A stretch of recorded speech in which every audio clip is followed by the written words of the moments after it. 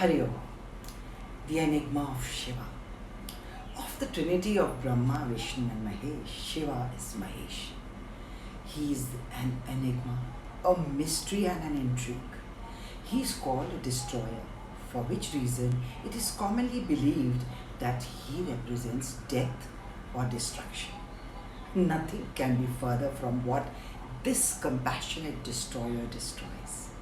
We know he is the ultimate meditator, the energy that inspires us through his example to control emotions and overcome duality. The destruction here is that of our vasanas, our lower instincts, lower unnecessary emotions, and through introspection and meditation, eventually to realize ourselves as one with the Lord, the substratum, and merge with the self while we live in this human body. He is worshipped on a Monday, the day of the moon. Surprisingly, moon, the planet that rules our emotion, represents these emotions and predicts them in our horoscope as good or bad, weak or strong, positive or negative. This seems like a contradiction to Lord Shiva's personality and its guidance to remain calm and detached.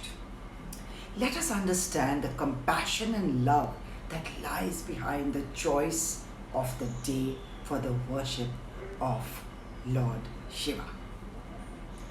Legend has it that the moon god Chandra married the 27 adopted daughters of King Daksha.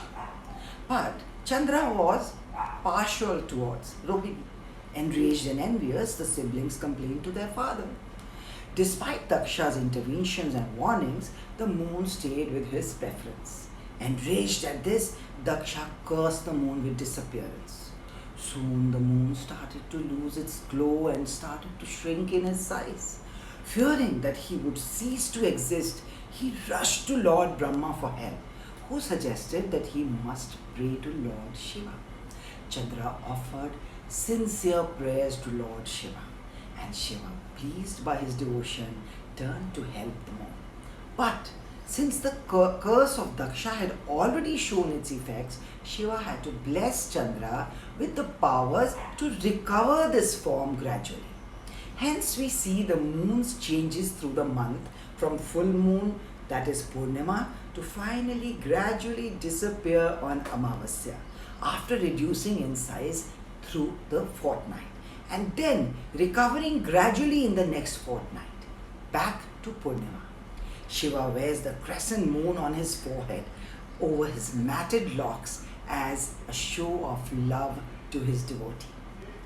Through this act of Shiva, it is but for us to understand how much God loves his earnest devotees of pure intent. Not just that, Lord Shiva is also known as Somnath and Chandrasekhar as an expression of love for this devotee. Just to complete the legend here, the moon's 27 wives still continue to remain around him in the form of the 27 nakshatras or stars in the sky.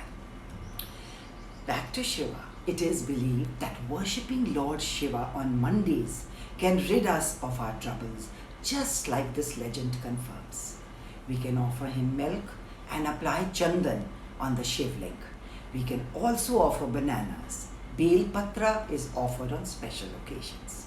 If the moon is afflicted in a horoscope, donating milk daily to a needy young maiden and weekly donations on Mondays of rice and sugar reduces the impact of these affliction to a great extent.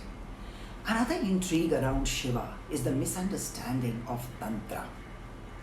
As we know, most of Shiva mantras are tantric mantras, but over the centuries, Tantra has been maligned, misunderstood, and misrepresented.